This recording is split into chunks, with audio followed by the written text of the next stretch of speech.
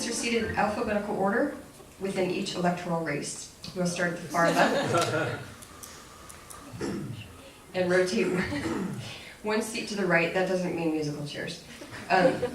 Rotate one seat to the right at the beginning of each new question. So we'll start, and then the next person will have the first answer.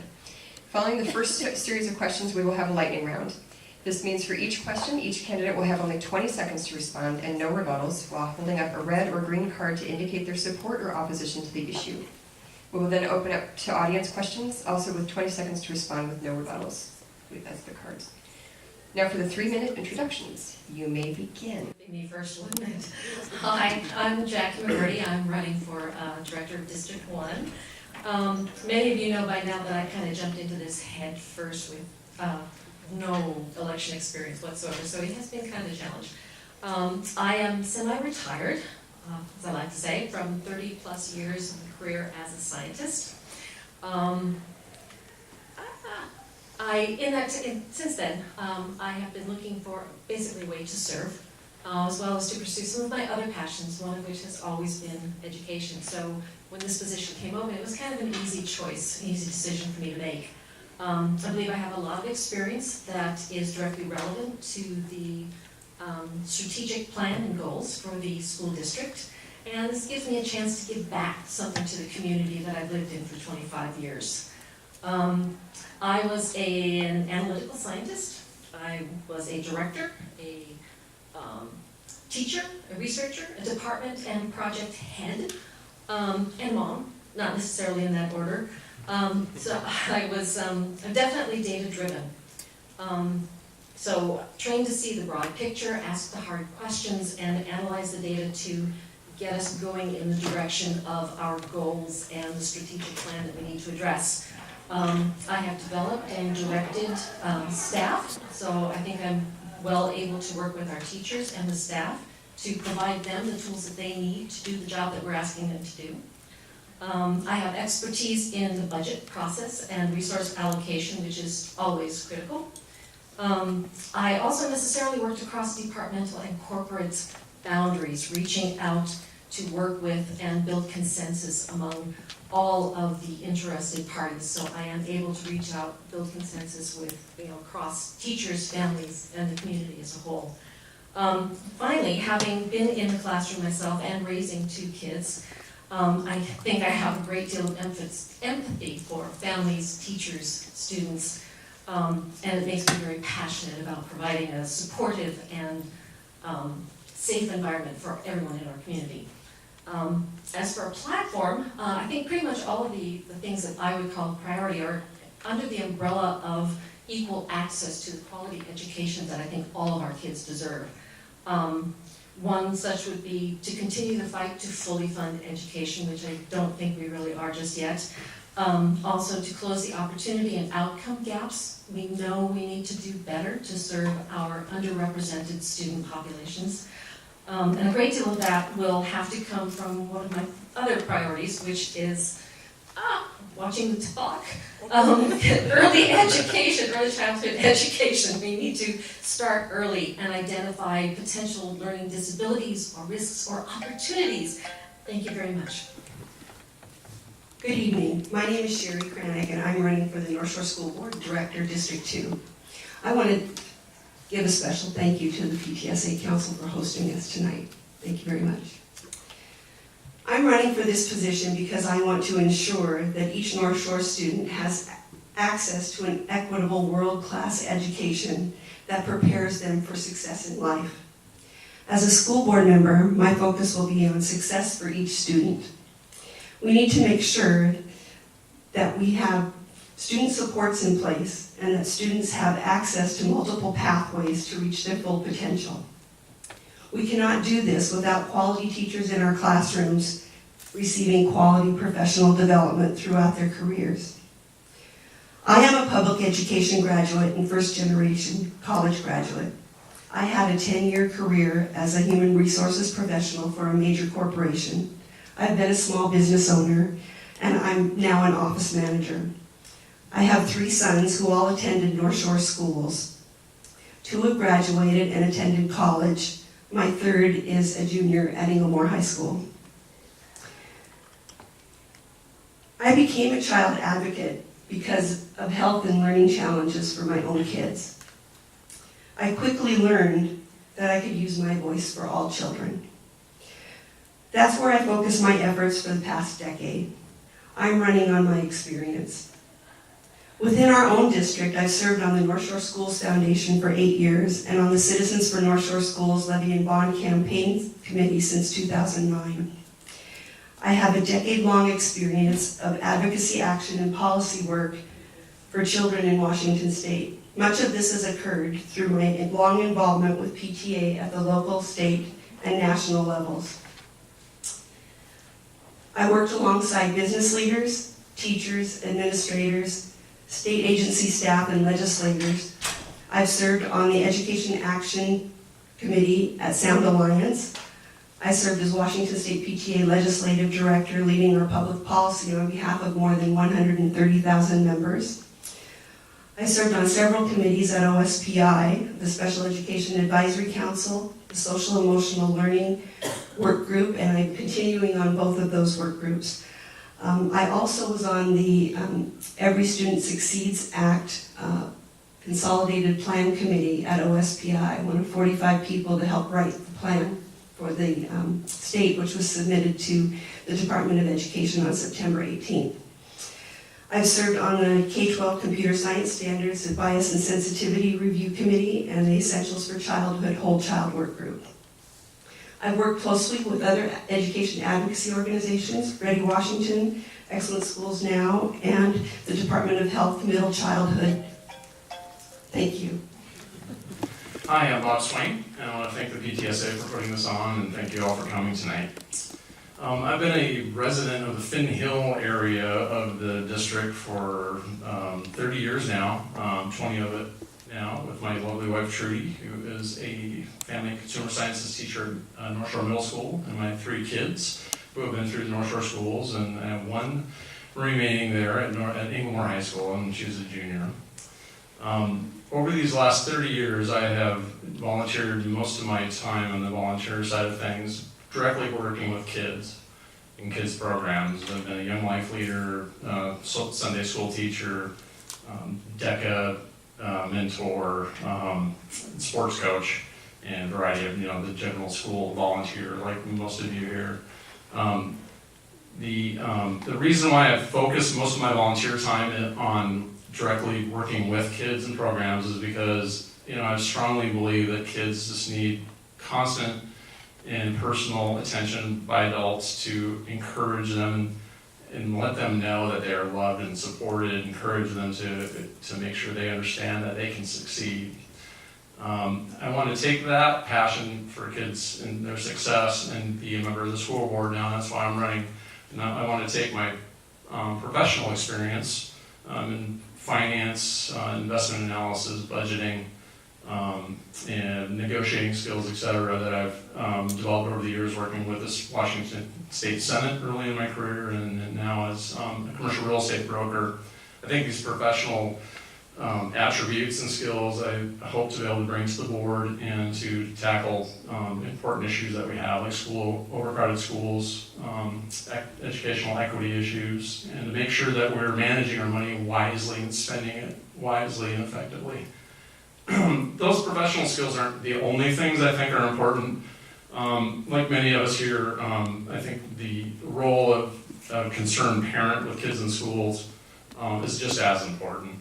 Trudy and I have been very happy with our children's education in Northshore Schools. It's a great school district. However, like you, we've had to raise concerns with administration about, the way some teachers teach, or transportation scheduling, or bullying. We've had experiences with that. And as a concerned parent, I can only expect that people that work at the school board, the superintendent, teachers, and staff, that they be good listeners. I think that's a good expectation, and to expect them to try to come up with solutions to those issues. And if elected, all I can tell you is I intend to be a very good listener and to work directly with, thank you. I'm Sandy Hayes. For those of you who don't know, I've had the great pleasure of serving on the Northshore School Board for the last 8 years, and with a little bit of luck, I look forward to working for another 4. We only have 4 up here. All right, so, and I'm thrilled with that opportunity. We've accomplished a lot of good things over the last 8 years. We rode out a recession and budget cuts while minimizing the harm done to our students. We created a new strategic plan, a new equity policy. We brought in a new superintendent. We added a new high school. We moved 9th graders to the high school and created middle schools. But of course, our work is not done. Over the next 4 years, I hope to help find solutions to undo the harm done by the McCleary solution to Northshore, to continue working on healthy start times for all of our students, and to continue our work around growth. And that's my short-term goals. For the long term, I hope that I will continue to work our work around equity. Well, it's a job that will never end, but that doesn't lessen the urgency of the work. And we need to continue to wrestle with how do we educate our students for jobs that don't yet exist, to use technology that hasn't been invented in a world that we can't imagine. I'm looking forward to taking on all of these challenges, and for now, I will say thank you for letting me be a part of this work. I have loved getting to know all of you and all of the people here in North Shore. So I'll use the remainder of my time to talk about the foundation. Thank you very much. I'm Amy Cast. Thank you again. I'd like to echo the thanks to the North Shore Council, PTSA, for putting on tonight's event. It's a great opportunity to say hello to everyone. And I love the opportunity to talk about the school district that I love so much. As a parent in the district, my husband and I moved to North Shore in 1994. This is the 6th state I have lived in. And we quickly put down roots. I have to say I've lived here almost half my life now. So it's a place that we've grown to love, and we have 2 graduates from Woodinville High School and a sophomore still there. On the professional side, I've worked in tech quite a bit. I worked for AT&T Wireless, McCaw Cellular. 18 years ago, I started my own website development firm, and my skills in program management and project management have been especially helpful in my work on the school board. But the reason why I want to serve the school board is I'm really a passionate advocate for public education. I really believe in its power. I really believe in the role it plays in our society, how it weaves communities together, and it really is the literal melting pot for us. And on a more personal note, it's had an impactful role in my parents' life, and my life, my children's life. I could tell stories all night long, and so it's a core value of mine to give back. And so I'm hopeful to be able to continue my service for more years and hopefully continue to work on. And even though this is great work and purposeful work, it is not simple work, it is not easy work. And in order to have a world-class educational system in a public school arena, there's things you have to do. First of all, you have to prioritize educational excellence for our students. And in a changing global environment where automation is becoming increasingly a part of our lives, we have to ensure that we're graduating our kids with the skills they need to be successful in the late 21st century. We have to do this work by being responsive. We have to be responsive to parents. We have to be responsive to the students themselves, of course. We have to be responsive to our educators and our other partners in doing this work, and the taxpayers. We have to be respectful and make sure we're listening and being humble in our work and taking a fresh look every day at what we're doing because it's so important. And that ties into transparency. We are given a gift of incredible resources from the community. I've worked very hard to increase transparency in our school district so we can be accountable and use those funds wisely. On top of that, I believe we need to be adaptable. I've worked on several ways from a structural standpoint our district can increase adaptability to all the change around us. We can't control it, but we can control how we respond to all this growth. And lastly, stability is really a core value of mine, and I've worked very personally on increasing stability in our district and in the board, and make sure we're modeling our best selves for our students. Thank you.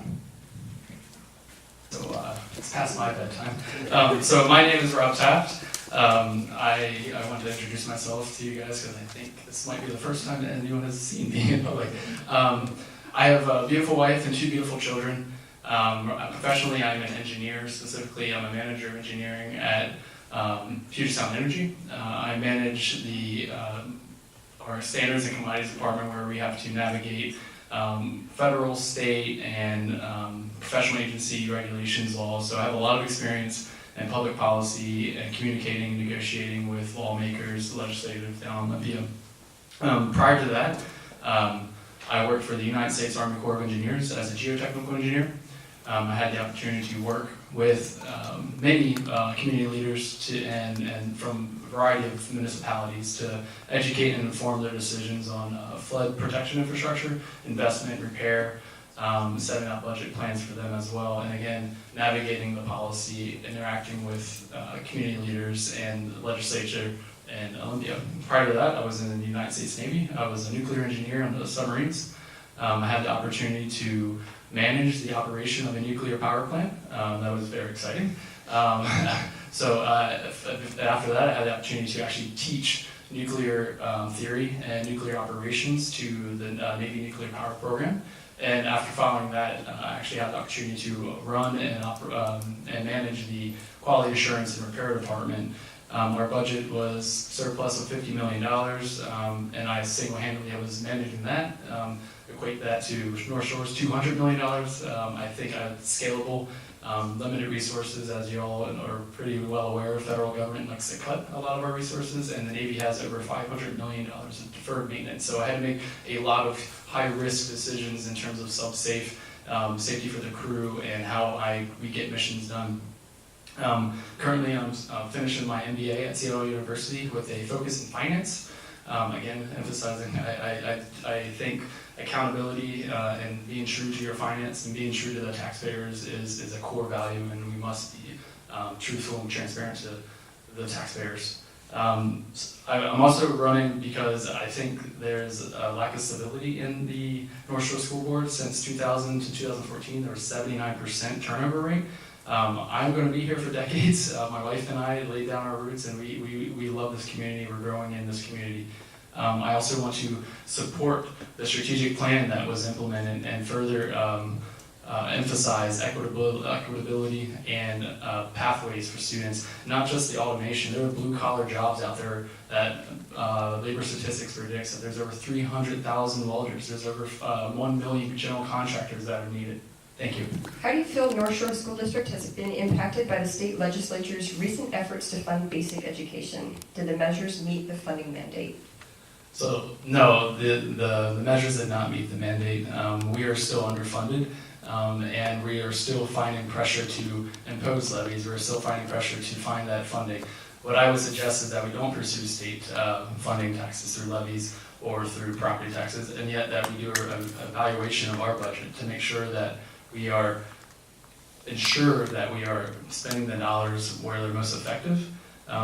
We are not being funded by the state. However, I do think we can reevaluate some of our spending, focus it on the growth that's coming in the long term and short term.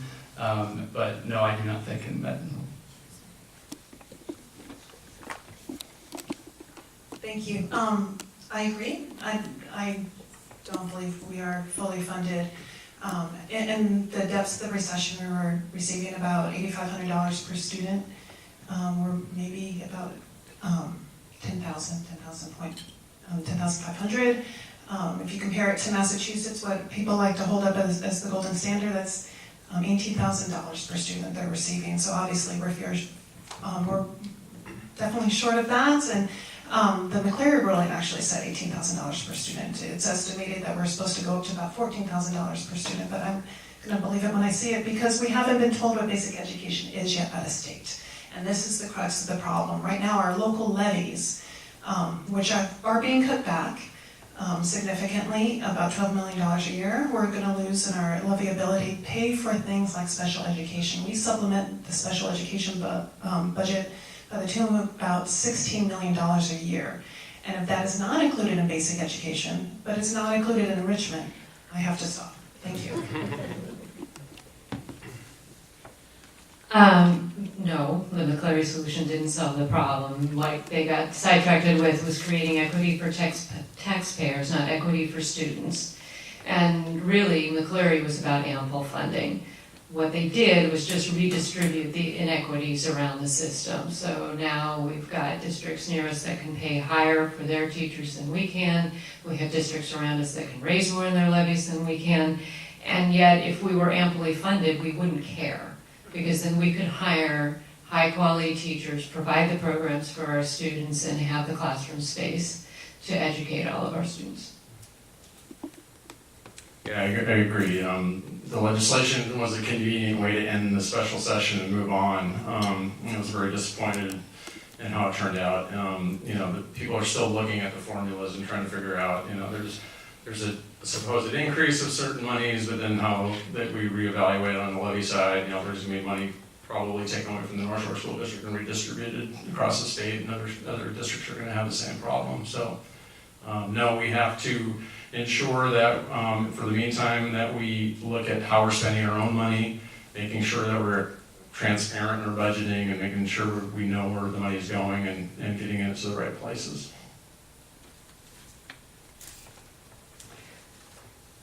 I agree with a few people before me. We have not satisfied the McCleary lawsuit.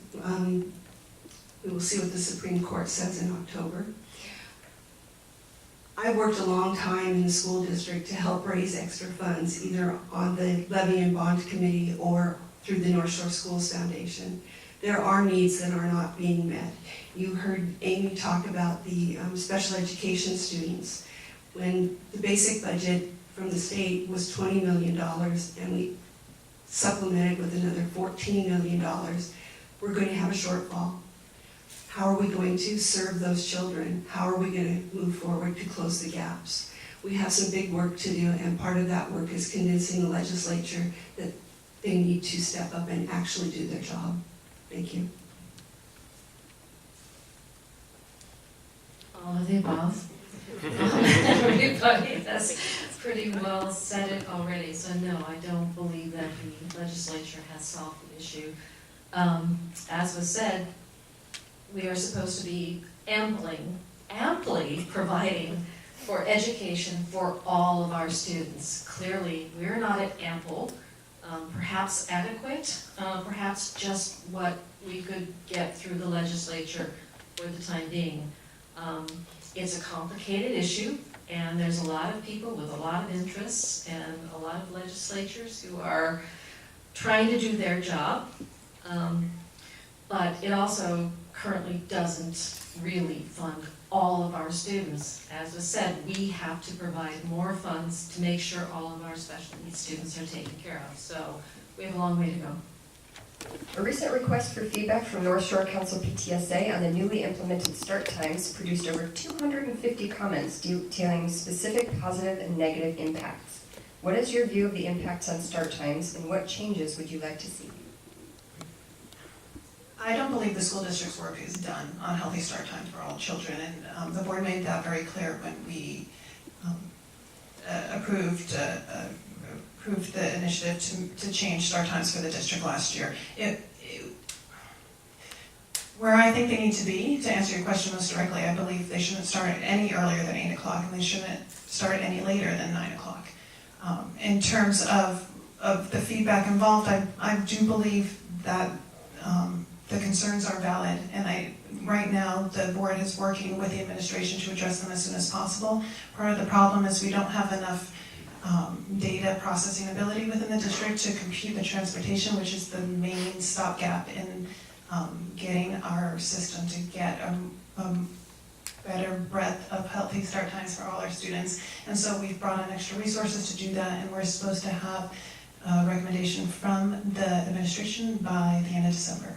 So thank you.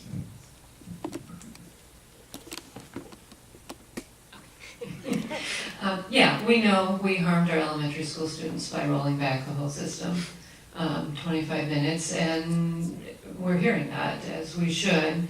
Our high school started too early, and we had to do something, and this was, after many years, the best solution that we could come up with. We had to start somewhere, and so we've done something, and now we are going to continue to work to improve our elementary school start times, and that for me is my priority, is to get that back to a more reasonable time, and then we will continue working with that healthy start times for all. Yes, I agree. I don't admire you for having to go through all that. I know it was a long process of, I think, 8 years of trying to figure out start times. But yeah, I agree. I agree with the science that shows that, you know, teenagers need to start school later. So I think moving to where like Washington is, move it up another 15, 20 minutes or wherever it is, and then moving elementary back. I know it's tough for parents because they're trying to juggle daycare and having older students pick up younger kids at schools. I know that's a difficult issue, but I think we need to move forward with the plan that you guys are proposing or thinking about proposing.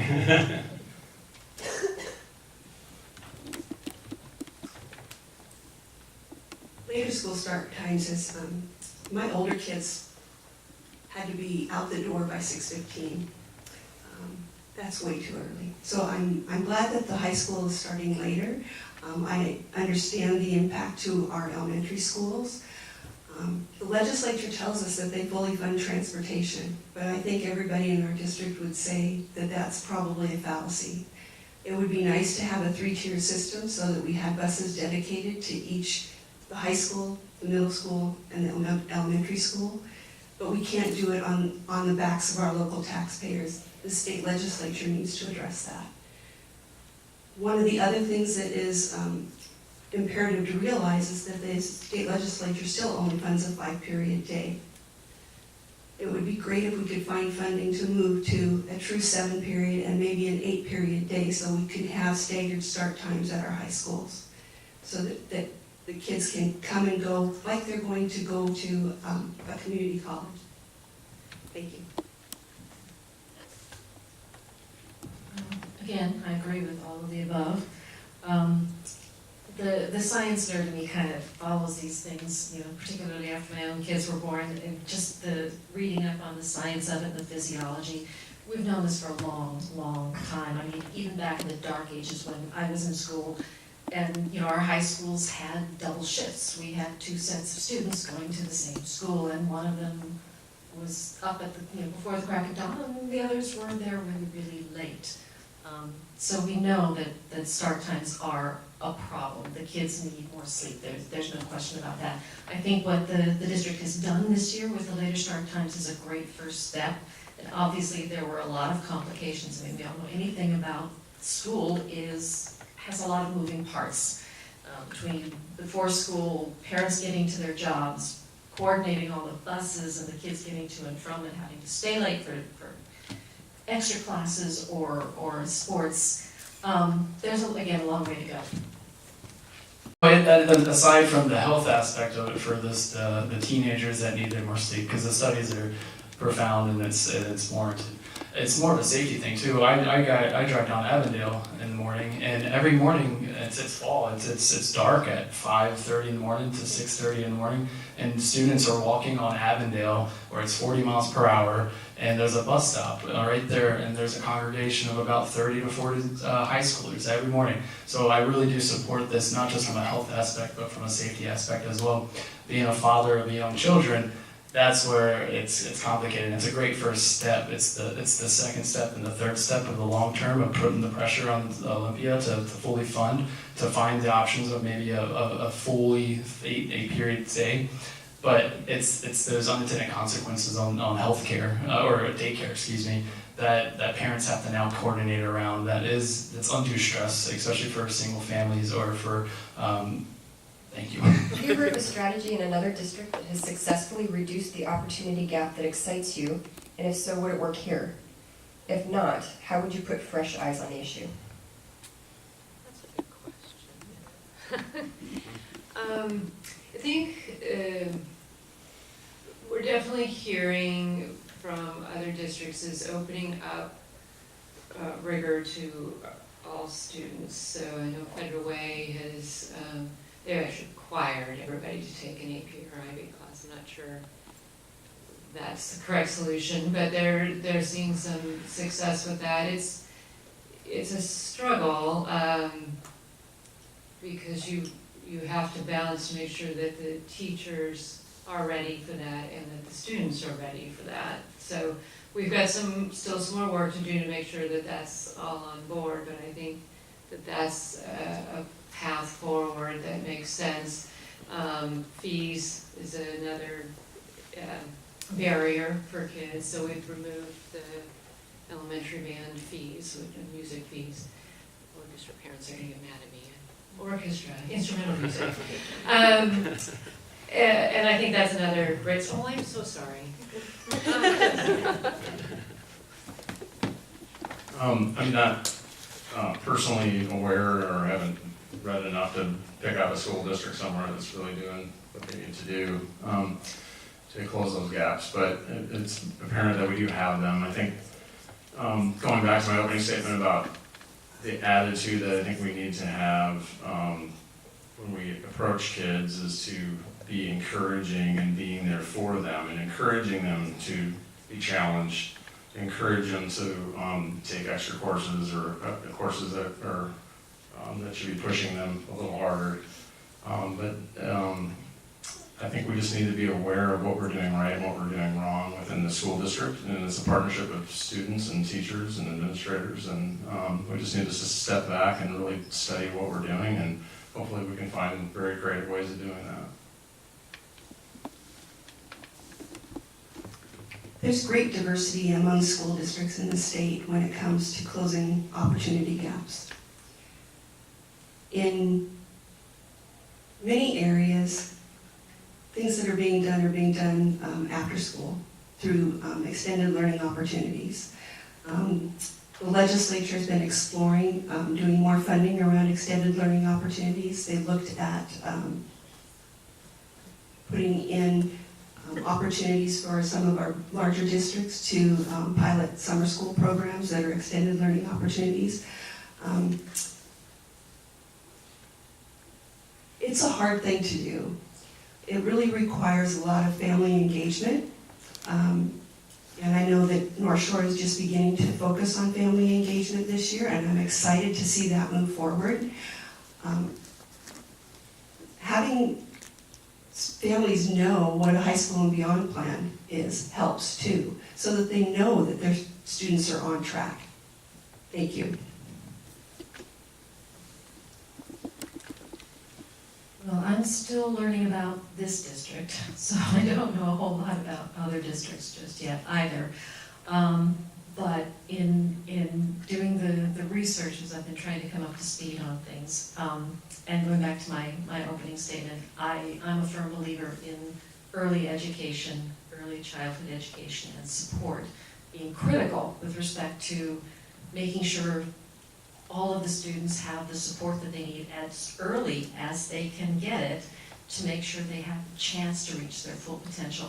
I mean, there's so many factors that are out of our control, but if kids are coming to school hungry, they're not going to be able to learn.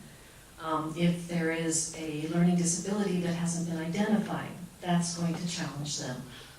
So again, if we can start early, make sure school is a safe, supportive environment for them, and identify any potential issues up front, then I think we stand a better chance. But I would echo the last comments that it's early intervention is the best way. I do not know, I don't have any knowledge of school districts that have successful gap closing measures. However, I believe that if you intervene early in a child's education, early in a child's learning, that you can better predict and better help them see those critical years, K through 12 or K through 3. If we can expand that into preschool, get involved, and if we can find resources and pressure Olympia to define education and be inclusive of that, I think we can get more resources to help out us as a school district and us as families to help secure and close those gaps. I do believe that there are opportunities out there for us to close the gaps, and I think it's just going to take public comments and kind of working with the community to solve them together. It's true that it's hard to find other models around the country where gaps have been closed, but I'm really excited about the work that we're doing here. Something that we've been studying is the disproportionate rates of special ed referral, combined with the fact that the very disproportionate rates of referral to our highly capable programs. So that's something we're directly addressing, and something that we don't talk much about that I find personally really exciting, because this is the kind of geek I am, is that our consultant who helped us with our strategic planning work is actually watching how we're rebuilding our governance model with policy governance, because we're specifically tying that into the board's work so that we can proactively get a feedback and monitor the report cycle going, because he's consulting with the Chicago School District and he's going to take what we're doing and show it to them. And I'm really excited about the opportunities to have a systematic way of finding all these gaps and all the cracks they hide in and getting at them one by one by one. A new school board member has a very steep learning curve to be able to effectively interpret and set school board policies, procedures, and budgets. Give an example from a previous work or volunteer situation when you had to make a decision and were not knowledgeable about the topic. How did you go about gathering the information you needed? There's a lot of those. Whenever you start a new venture, you're starting from scratch in a lot of ways. When I went to work for the state legislature when I was 24, I was a political science major and didn't know much else, So being thrown down to the Washington State Senate Democratic Caucus staff to be a staff person in charge of tracking transportation and higher education issues. I had to learn how to get through the state budget and have legislators ask me, where money's going and how do I find additional money. That just takes a lot of time and commitment. One of the reasons I'm running for the office is I have the time with my job as a business owner and as a real estate agent. I have the time to spend to get up to speed, which I have been doing over the last few months.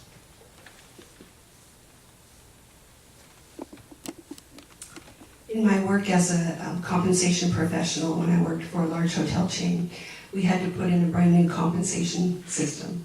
So we had to figure out how much it was going to cost, what the professional development looked like, how we were going to write job descriptions for all of the positions within the company, and then implement salary surveys and salary structures. I dove in and did it. There was some professional development that I needed. I know that as a school board director, it will be very similar. There will be professional development that's available. I'll do that. There's many ways to collect the information through different sources. I believe that I have some experience since I have served with PTA for 10 years, being on the legislative side, following policy. And as the legislative director, I walked into PTA not knowing what I was doing, and I navigated that. Thank you.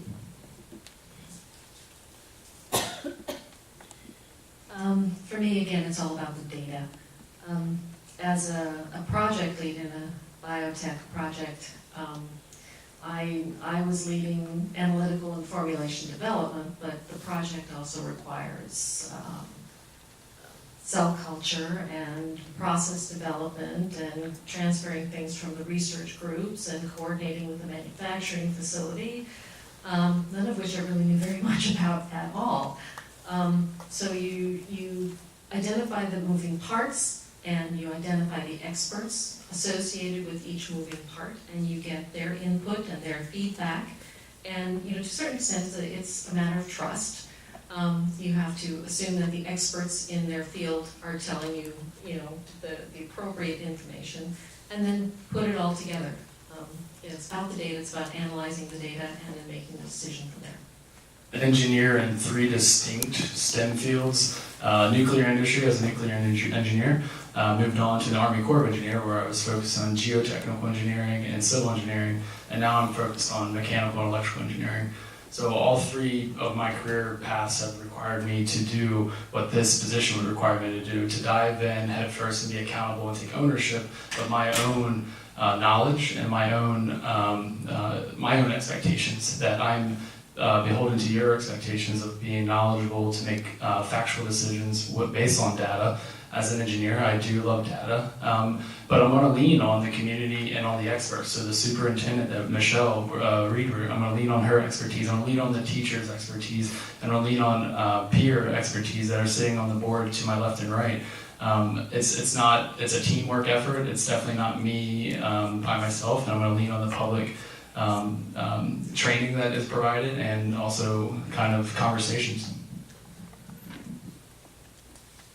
Thank you, and to echo what Rob is saying here, as an owner of my own web design firm, I've had my company for 18 years, and let me tell you, web design has changed a lot in 18 years, both in terms of bandwidth and devices and code. And so I'm constantly having to educate myself and keep on top of it. So it's just a habit I have in terms of always keeping on top of best practices, working with peers, going to conferences, and I use the same techniques when I started on the board, going to our Washington State School Board conference and learning as much as I can, working with my peers as well. And I was lucky enough to give back to our Washington State School Board Association at last year's conference. I was asked to present on a panel of board presidents to help the next generation of board presidents coming through, and it was a great honor to be able to help the next folks stepping up. So thank you.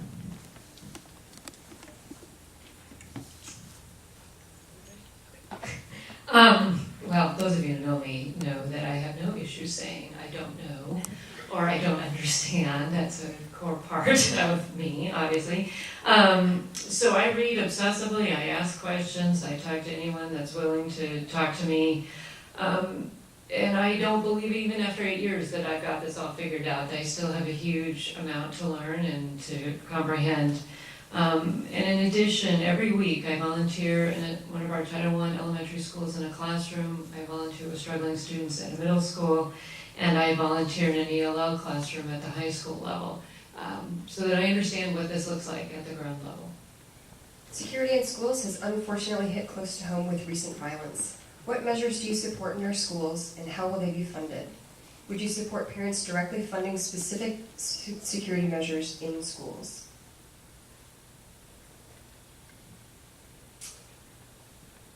Security is a very important issue in our schools, from our kindergartners all the way through our high school students. I know that there are issues around having resource officers in our schools. I actually had an experience when one of my sons was in junior high that he participated in some training with the resource officers, and he got a certificate for it. And I think engaging the children in that way in our schools, making sure that they learn firsthand how to respect officers in the school, and that they can learn from the officers in the school, is very helpful. And it will bring a new light to the school when the resource officer is engaged with the students in that way. I know there are other ways to address that too, but that is the one that is most prevalent in our schools right now. Thank you. Security in schools has unfortunately hit close to home with recent violence. What measures do you support in our schools, and how will they be funded? Would you support parents directly funding specific security measures in schools? Well, as you say, it is an unfortunate reality that, as naive as I may have been in not knowing that security officers were in our schools, it is, I think, necessary for our children's safety. So I've heard about programs where the local police departments or the sheriff's department are doing this in coordination with the schools. Honestly, I'm not sure how those things are funded, or if it's a collaboration of funding between those departments, which seems like it should be a relatively easy way to work. With respect to parents funding separate security measures, I'm not really sure how that would look. I think whatever happens, it needs to be through the school and in coordination with real police communities, as opposed to just private security. So I think the school board's primary goal is to provide a safe environment for the students to learn, so it is a very important aspect of our jobs. However, through conversations with my Woodinville lacrosse team, some of them have anxiety with the school resource officer, because you have an officer there that's standing in the environment and they're doing random checks, or they're doing locker checks. They're presumed guilty. So I do want to acknowledge the impact, the psychological impact that high schoolers may have to seeing a security resource officer or a police officer, whether or not they're bad children or not. So, but however, that's not saying that I wanted to do away with that. In regards to the public, the community parents funding, I don't want to have one affluent community be able to fund private security and not have another community school not have another security. So it would definitely, I would not allow that, and I would definitely have it go through the board so that we can equitably share the security, because the security at once.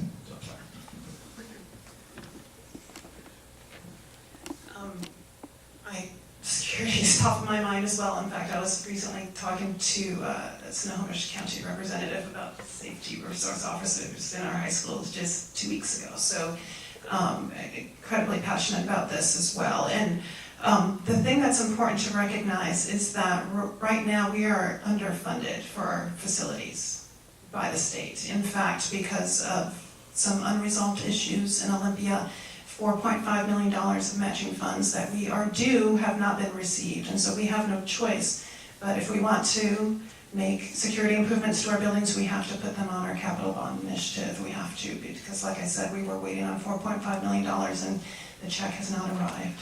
So I believe it's important. I believe it's something we need to do to add to our facilities in order to continually work on security and increase our ability to offer that. So yes, security is an issue, and I don't want to diminish that, but on the other hand, we don't want our schools to look like prisons, and we don't want to so scare our kids by having all of this security around that they don't feel safe, when in fact that they are pretty safe. When we look at the recent school shootings in our state, they were all with students already within the school, so locking the doors isn't going to solve the problem. The work needs to be done around mental health and anti-bullying, and it is paramount that that's the work we need to do, and certainly would welcome a district-wide help and assistance from our foundation and from our PTAs. Yeah, it's a complicated issue. I mean, Sandy pointed out, recent school shootings of kids in the schools. You look at, if you're just a passerby, you look at a school building, there's really not any security per se. Anyone can kind of just walk in and they have to walk down the hall and check into the office. But I'm not a security expert.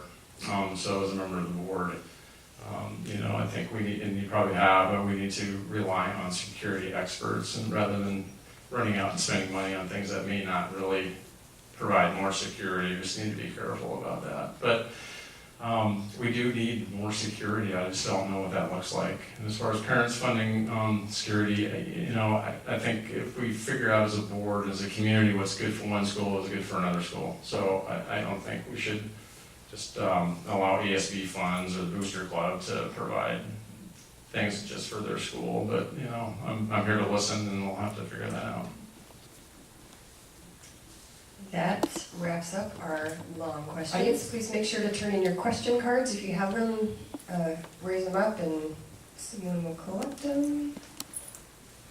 Okay, lightning round. All right. In front of each of you is a card, one side red and the other side green. We're going to ask you each a series of yes or no questions. Please show red if your answer is no or disagree with the answer, and show green if your answer is yes or you agree. After holding your card up, you will have 20 seconds to respond. Please be brief and to the point. Again, there will be no rebuttals. So Gordy, we're going to start with you. But y'all hold up your paddles at the same time. Just to be clear. This is a lightning knee-jerk opinion. Okay, first one. Do you feel the funding levels in the proposed levy and bond measures adequately meets the educational needs in Northshore School District?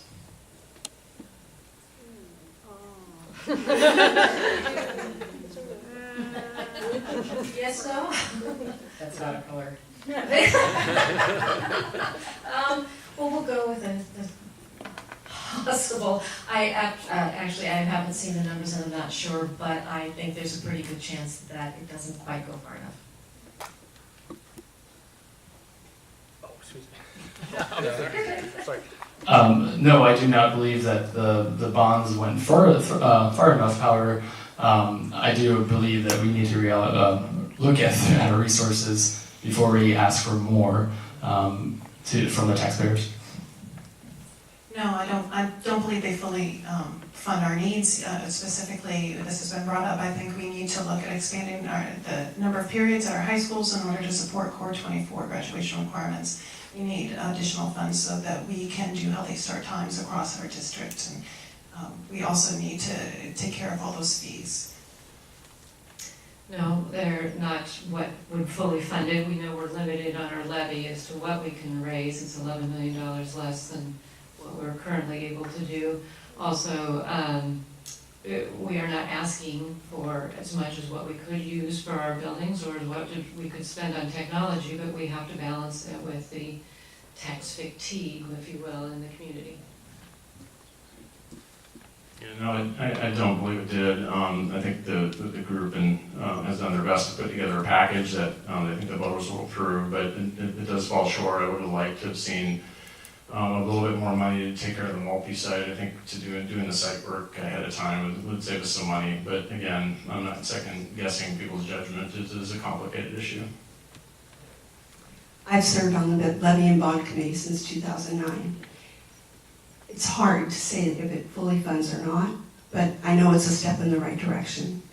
It's what we believe our voters will be able to move forward, and it does leave room in the future for more asks. So, thank you. Okay, Mr. Tuck, we'll be back down to you for the question, for the answer. Okay. Do you support adding cameras on buses to capture vehicles not stopping when required, and why? I do, and this is a public safety matter. As I mentioned earlier, Avondale, there is a bus that pulls to the right and cars just fly by independent of the stop sign. So I believe that there should be some kind of penalty that harms the safety of our children. Oh, I have to agree, absolutely, 100%. You know, this is one of my pet peeves, and I've been known to lecture through my window, we'll just say kindly. So, yeah, so absolutely, I wish there was, yes. That's an easy one. Yes. Oh, wait, okay. Here we go. Yes. Yes, I agree, and there should be huge fines for violating that law. I think we need parent education around this one. We need to bring them back into our PTAs and to teach them what the laws are, so yes. I'm not sure it's always parents on the road, but yeah, I'm the kind of person who would actually stop and write down their license plates and call them in, so yes, absolutely. Okay, great. Hal's ready. Ms. Cass, this one will go to you. Would you support more restorative justice, social services, and mental health support in our schools, and why? Okay, so this is tied to our Healthy Start Time work as well. We know we have data that the anxiety levels in our high schools, especially our secondary schools, are really, really high. It manifests in so many different ways. And we could probably talk all night about causes and ways to affect it, but I believe we absolutely need it. So I raise the green. You've already heard my passion for work with mental health and anti-bullying. I also have restorative justice practice, so big fan. Yeah, I agree. We have to do more for mental health. I have a brother who has clinical depression, and he had that all through his childhood. We need to work harder at providing mental health services for kids that really need it, and to let families know that there are services available. The restorative justice thing is really interesting because it really goes down to a kind of a Christian principle of forgiveness.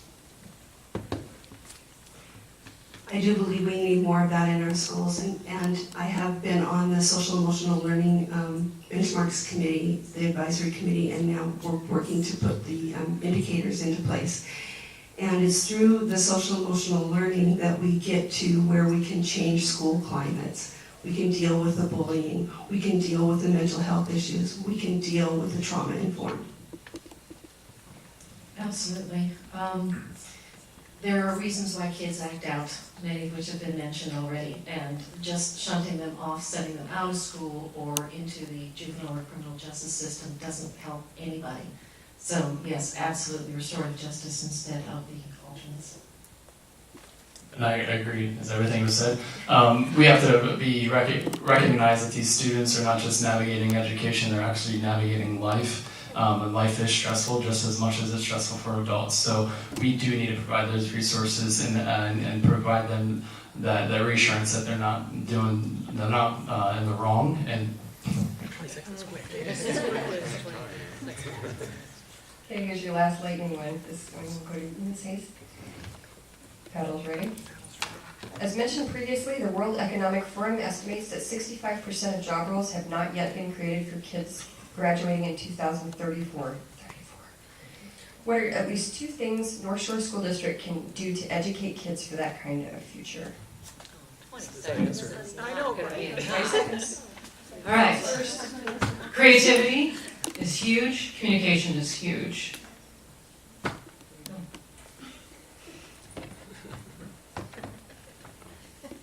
start yet. We don't know exactly, what jobs are in the future. We have some indication, but I think incorporating more CTE classes and letting faculty create groundbreaking CTE, more creative CTE based on what's going on in the economy, and empowering them to do that would be a good start. Helping students find their strengths and champion their strengths, which would take them to either leadership, creativity, academics. There are many pathways, and we need to help them find the pathway early. I think a good start would be fully funding education so that we can decrease our class sizes, increase our teachers and our teacher training so that they can be flexible and provide new avenues for education as they come up. so creativity and innovation, not be limited to what is currently at hand. So our 4-year colleges, every year they adopt new programs. So our education that from K through 12 should adopt new programs as frequent as they do. 20 seconds isn't long enough. So this has been something I've really been studying about how to prepare our kids for an automated economy. Something I've really been talking about a lot is helping our kids get programming fundamentals, because if there's robots building the parts on the Boeing line, we want our kids running the robots. So whether you are in a CTE environment, you're looking at a graphic design environment, you're going to need, see, I didn't even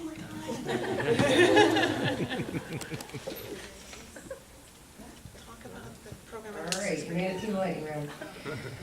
Questions from the audience? For each question, you will have only 20 seconds to respond. Okay. Currently, the district only provides the bare minimum of credits universally available to all high school students, periods 1 through 6. There is only a 0.5 credit retrieval program available over the summer. How will you support and focus resources to serve our students in jeopardy of not graduating on time?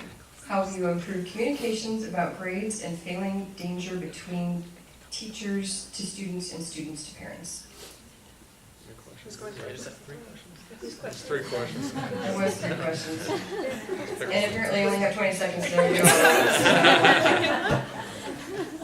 Can you repeat There you that? go. It's your turn. Can you repeat that? Just Just read half of it. All right. No. All right, Mindy No. says just the first question. Okay. How will you support and focus resources to serve our students in jeopardy of not graduating on time?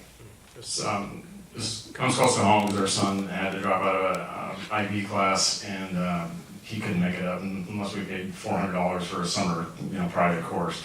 We need to push the legislature to expand funding for a longer school day, to add additional courses, and we need to get creative to provide after-school and summertime programs that don't cost a lot of money for kids to make up credit. I think equity is a very big issue here, so making sure that when we implement something that it is equitable, and I have heard that we can possibly adjust our block schedules to accommodate an 8-period day, and I would like to explore that further. Thank you. I seem to always come back to the money, but again, I think if we were fully funding education, we'd be able to expand the day and have the resources we need so the kids can take the classes if they failed one or retake the class to do better in it. And communication is paramount. I mean, if a kid is struggling, if a kid is not passing a class, parents need to be made aware of it up front, and they need to have enough time to address it. So yeah, I think early intervention, and communication to the parent so that they can kind of support the student through the class that if they're struggling through it. Options such as summer programs or multiple summer schools that are effective and not resource dependent, that would take away resources from our operating expenses. Again, only 20 seconds. So this is something that we've been working on a lot too. The fact that we're trying to fit 24 credits in a 6-period day, huge problem, but we don't have the funding, so what do? This all goes down to adaptability, something I've been really working on. I'm so proud of the fact that we now are doing interest-based bargaining with our teachers union, with our educators, so that we're working collaboratively with them right now so we can come up with a solution.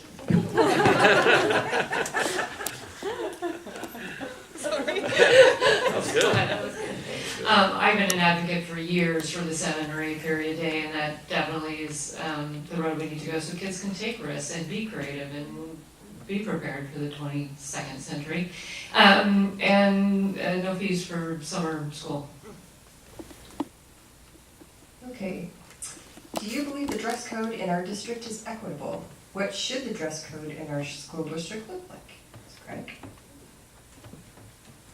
I was at Inglemore's open house last week, and they played a video during the 2nd period class that talked about the dress code. And I was it was very great. There was a girl dressed in t-shirt and sweats, and I know I'm going to go long here, but she drew a box and said, this part of your body has to be covered. And it was a non-gender policy. And I thought it was wonderful, especially with the kids. Describing it. I really love that idea. That's great. Right now, I haven't been in the schools very much lately, but what I've heard of in terms of the policy is, it's not terribly equitable, and it does call out girls a whole lot more. So if we can have something non-specific, generic, that just says, everybody's going to do it this way. So as long as I don't know the specific policies, but as long as the policy is non-discriminate based on gender, race, creed, and it doesn't offend and it's not federally offensive, then I would fully support it. I don't believe that we should be restricting students down to specifics if it doesn't offend, if it's not illegal. It's been my experience that the policy, while it intends to be gender neutral, is implemented in different ways perhaps across our district, and I think that's really the crux of the matter, the devil's in the details, and so simplifying it has always been my solution. And it sounds like we have maybe a video that does exactly that, is that there's almost too many areas of gray right now. It hasn't been equitable, but it's getting there. It hasn't been equitable. I've got 2 daughters that have been somewhat shamed at the junior high level, but then when you go to Inglemore, it doesn't seem like there is any dress code. So there is, but it's not really enforced. So yeah, I think we need to simplify it, make it non-gender identified, and be more fair. There's so many words in here that I'm going to murder, and I apologize ahead of time for this. Language-based learning disorders, including dyslexia, dysgraphia, dyscalculia, and dyspraxia, impact 1 in 5 of our students. However, teacher training programs and district professional development do not systemically train staff to address these issues. Speak to addressing this in general education, title programs, and special ed. Speak to addressing it in title programs and special ed. In 20 seconds. I'm afraid I don't know a whole lot about any of those conditions. I have heard some of the discussion about the need for identifying students with these learning issues.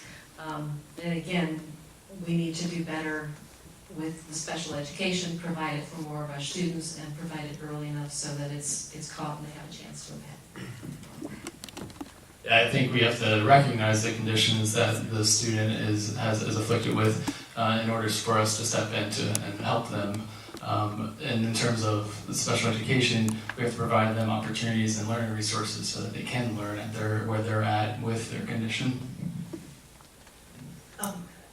My sister has dyslexia, and it was undiagnosed throughout her career, and she ended up not graduating college, and so this is something near and dear to my heart.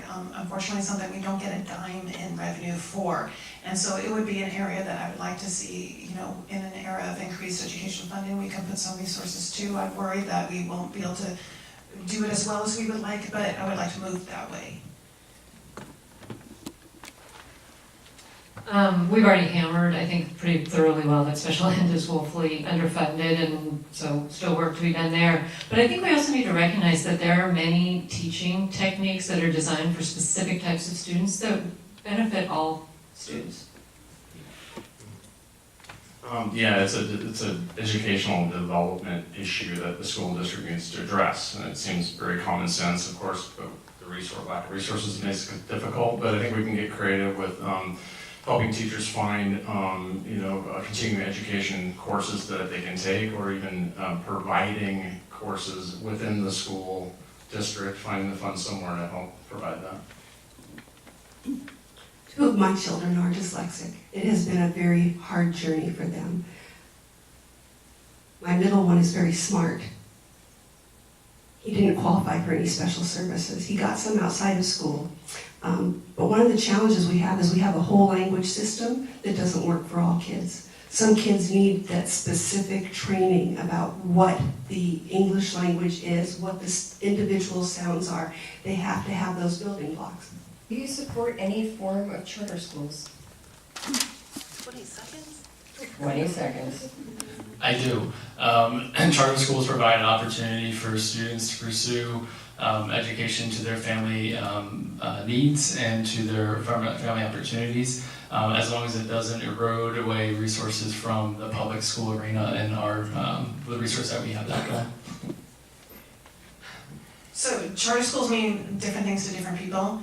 I like to frame it, I'm such an advocate of innovation in our education system, and I've really been working hard at it. The problem I have with charter schools is the philosophy of having innovation at that school over there for only those kids over there with a separate set of overhead, a separate set of costs. I want innovation everywhere, and plus the laws that's written in New York and Washington State doesn't work well for Northshore because of levies. I just learned that charter schools are providing employment for our special ed attorneys because they are not able to meet the needs of special ed students. So much work being done there. The number one reason why people choose to put their kids in charter schools is safety. So we've talked about the work that we need to do there, and I think that should be our focus. I'm going to agree with what Start the cast. Amy said. Sorry, Amy, I just blanked out. It's like, I don't really support charter schools. It just creates equity issues off the bat, and I especially don't support any privatization of public education. I think public funds need to stay within the public. Our voters passed a charter school law in the state, and there are children that are in those schools. There are 2,500 children in those schools. I visited some of those schools in my role as on the Special Education Advisory Council. One school in particular had 38% special education population. Those students shared with me that they wouldn't still be in school had it not been for that school. So as long as there are students in our charter schools, I support the charter schools. I would not vote for having charter schools. I think that it does erode the funding that we have in our public system, and I think it does set up a rather exclusive environment. I think we're better served if we can provide the funding to the public system and all work together to come up with the innovation and the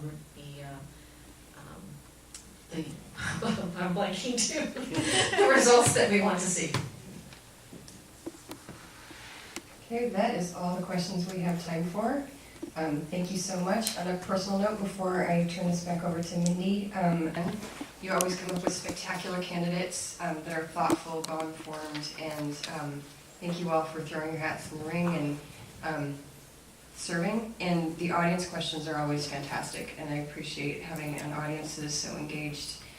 So thank you for having me, and Mindy, back to you. All right, so I just want to again thank Lisa for coming out here and serving as our moderator again. She is great. Can we give her a hand?